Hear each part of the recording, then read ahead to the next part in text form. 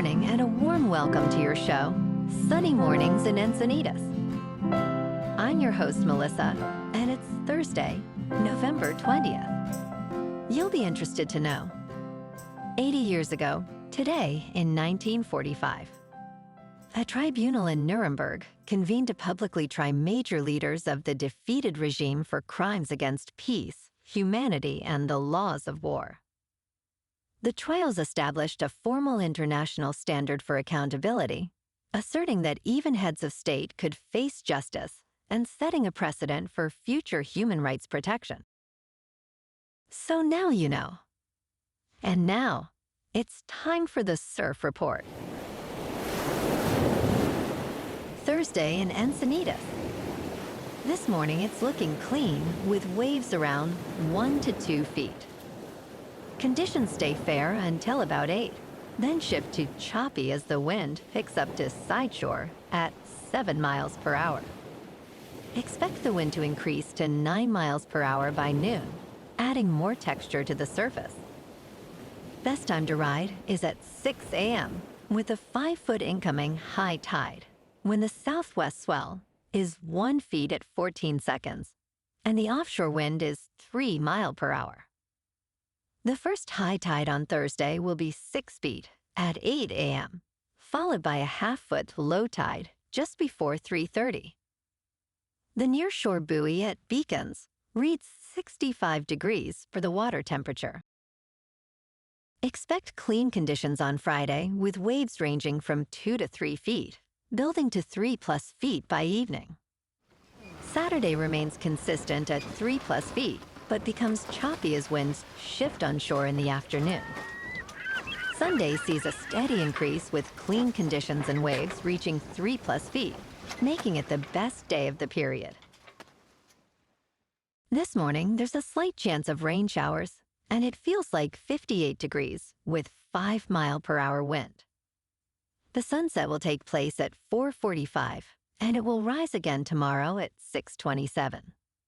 It looks like we're in for some showers and thunderstorms today, with a high near 60 and a south wind blowing at 10 to 15 miles per hour, gusting up to 20. Tonight, expect cloudy skies with more showers and thunderstorms, a low around 55, and a strong south wind at 10 to 20 miles per hour, gusting up to 25. Looking ahead in the weather. Friday will be mostly cloudy with showers and thunderstorms likely and a high near 60, with an east wind 5 to 10 miles per hour and rain amounts generally under 1/4 inch. A chance of showers lingers Friday night. Then Saturday will be mostly sunny with a high near 62 and only a slight chance of morning rain before 10 a.m. Sunday and Monday look dry and mostly sunny with highs in the low 60s. And patchy fog each night into the mid-50s. Bonjour, food enthusiasts. This podcast is brought to you by Versailles Cafe and Pastries in Encinitas. Nestled on El Camino Real South, just north of Encinitas Boulevard, this cafe is a haven for culinary delights. Indulge in their amazing Eggs Benedict or their gluten-free crepes. You can grab a panini for lunch or just breeze on through to get your morning coffee. They are open every day from 8 to 5. So stop on by and don't forget to tell them Sunny Morning sent you. In local news, 2 of Tahoe's premier ski areas will not open as planned on November 21st due to stubbornly warm temperatures and lower than normal snowfall in the mountains. Vail Resorts announced that both Heavenly in South Lake Tahoe and North Star near Truckee will not hit our originally targeted openings. Kirkwood remains on track for its December 5th opening, while other ski areas have also delayed their openings. However, colder temperatures and light storms have allowed resorts to begin making snow. Mount Rose has delayed its opening without a new date, while Sugar Bowl is on track for November 28th, and Palisades expects to meet its target of November 26th.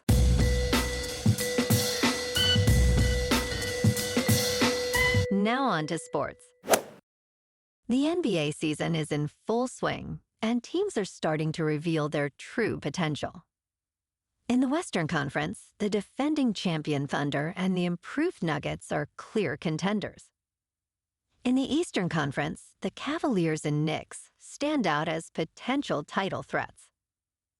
Teams like the Minnesota Timberwolves, Detroit Pistons, Los Angeles Lakers, and Milwaukee Bucks are one move away from being serious contenders.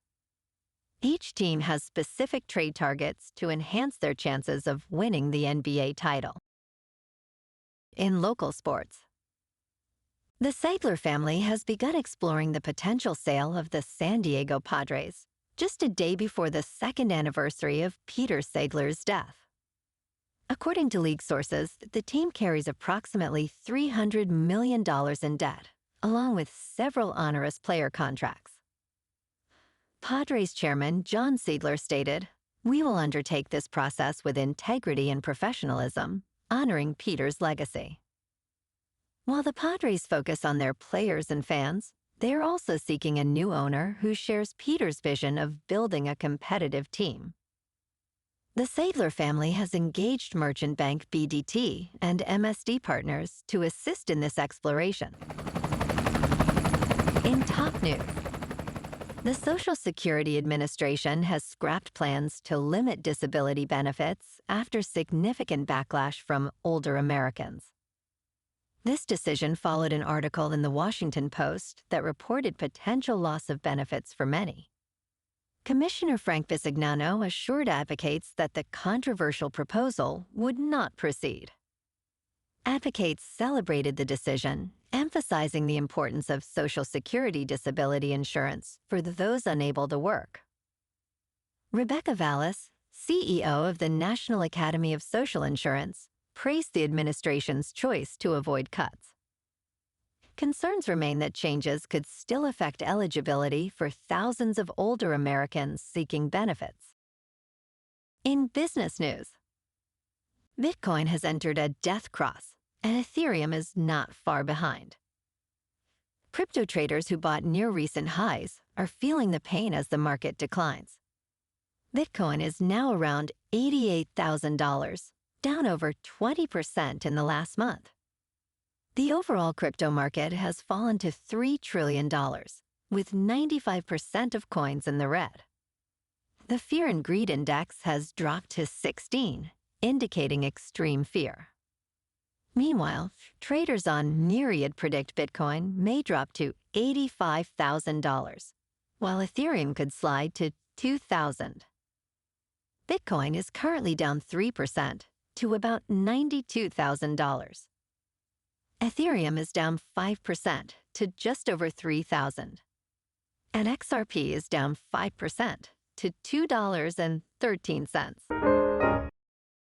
Moving on to a more local vibe. In our community spotlight on health and wellness, we are working with a national Pilates studio to bring you some free classes, so listen up. Check out Club Pilates, with several locations in the San Diego area. Pilates presents a comprehensive wellness approach, cultivating strength, reducing tension, and elevating mental well-being. Scientific research affirms its benefits.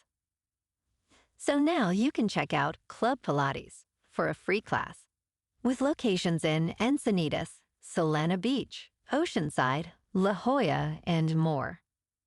Just be sure to tell them Sunny Morning sent you by. And now, back to the show. Let's talk science. A tiny ape-like humanoid may still be living in plain sight, scientists says. Flores, Indonesia is the home of the scientific study of small humans. Retired Professor Gregory Forth continues to proliferate the hope of finding a living Homo floresiensis. His book spells out his multi-decade search for evidence of a continually living human-like species. The scientific community believes a small species of human known as Homo floresiensis once lived on Flores, Indonesia, around 50,000 years ago. Forth thinks these ape-like humanoids could still exist, evolution be damned. He has studied Homo floresiensis for roughly 40 years.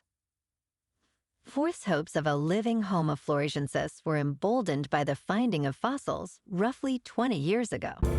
And in entertainment news, Netflix has informed Warner Brothers Discovery Management that it would continue releasing the studio's films in theaters if its acquisition of the company is successful, Bloomberg News reported on Wednesday.